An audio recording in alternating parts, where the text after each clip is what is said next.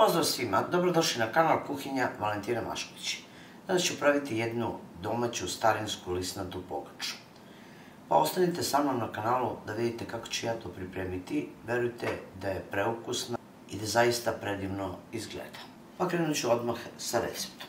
U jednoj čini stavila sam 900 g brašna. Ono što ću prvo sipati je 200 ml mleka. Zatim ću dodati jedno jaje, 50 ml ulja, jednu kašičicu šećera, 40 g kvasca. Po obodima dodajte 2 pune kašičice soli. Čašu od 2 deci sipat ću vodu. Ono što ću prvo uraditi je da razbijem kvasac i jaje. Zatim krenite da lagano sjedinjujete brašno sa ostalim sastojcima.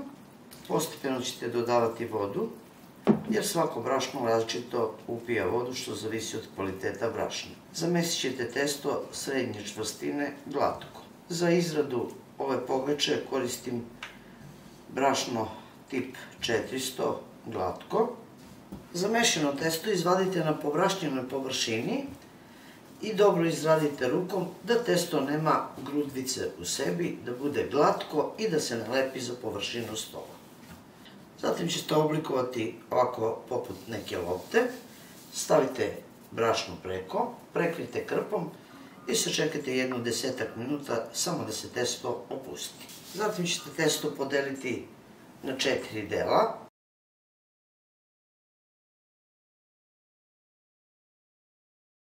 Oblikujte 4 lopte.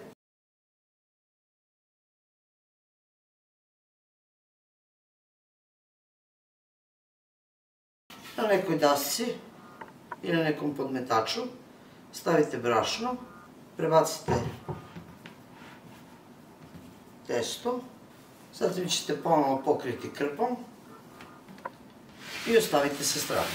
Zatim ćete uzeti jednu činiju. U tu činiju stavite 250 g domaće svinjske masti. Ako ne upotrebljavate mast, možete uzeti puter ili margarin.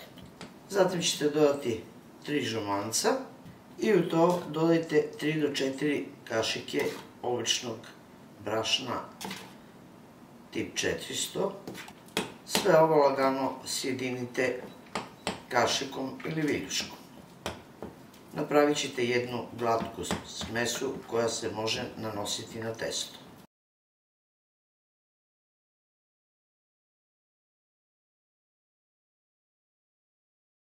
Zatim ćete uzeti jedan komad testa i sad ćete ili na pouljenoj ili na pobrašnjenoj površini, kako vam više odgovara, oklagijom razvući testo pravogonog oblika.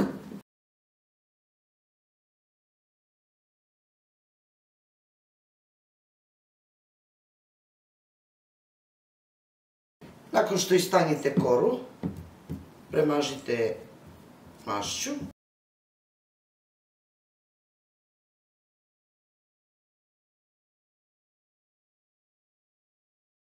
Zatim ćete premazanu koru sklopiti.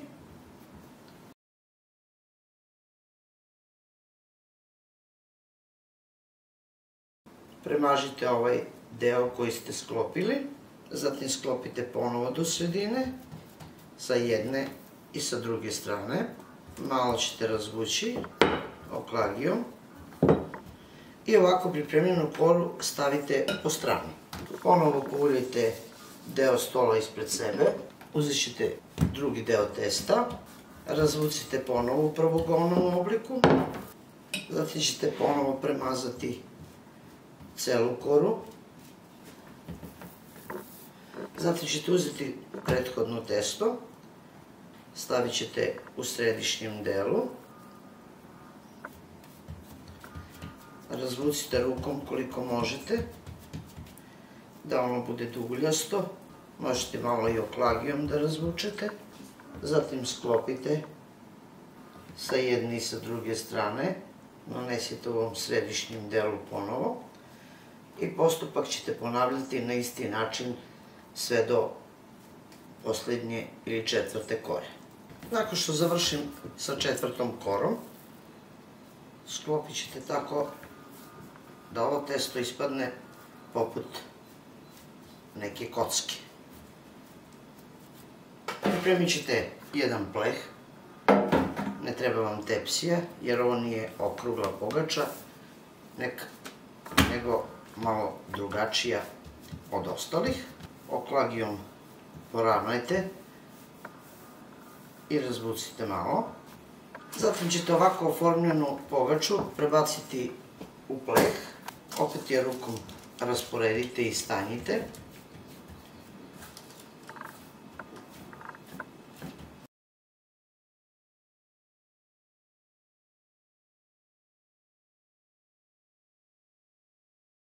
U središnjem nekom delu stavit ćete ovako neku čašu i zatim ćete ovu pogaču rezati nožem, špaklom.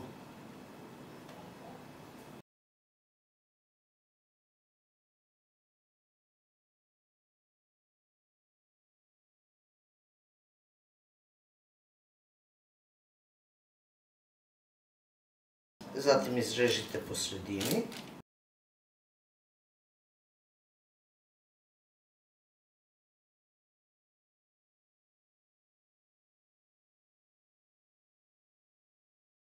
Zatim ćete uzeti ovaj kraj,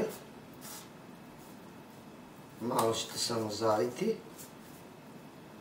i jedan i drugi.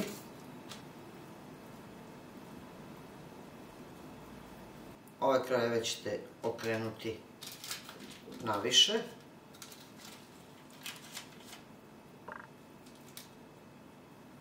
I sa jedne i sa druge strane.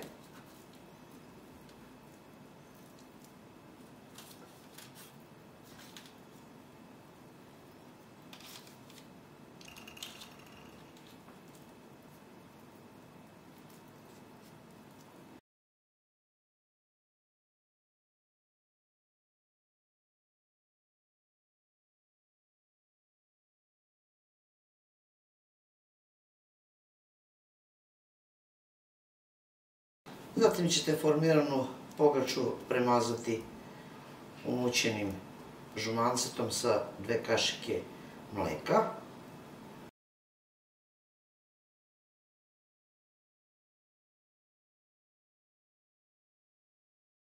Zatim ćete je posipati semenjem, susamom, lanom, kimom, kako god volite.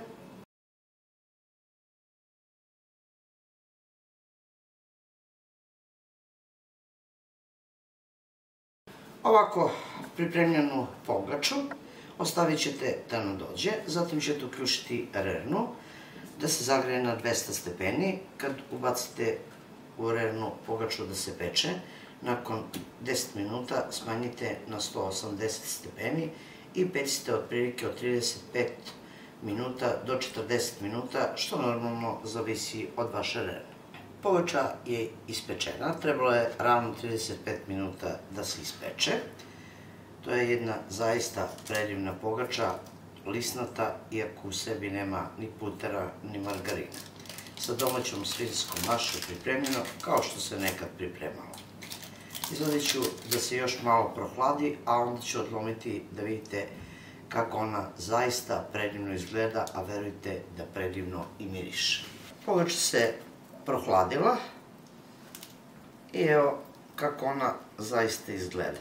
Pogledajte kakva je to jedna predivna, mekana i sočna lisnata pogača, iako u sebi, kao što rekoh, nema ni putera ni margarina.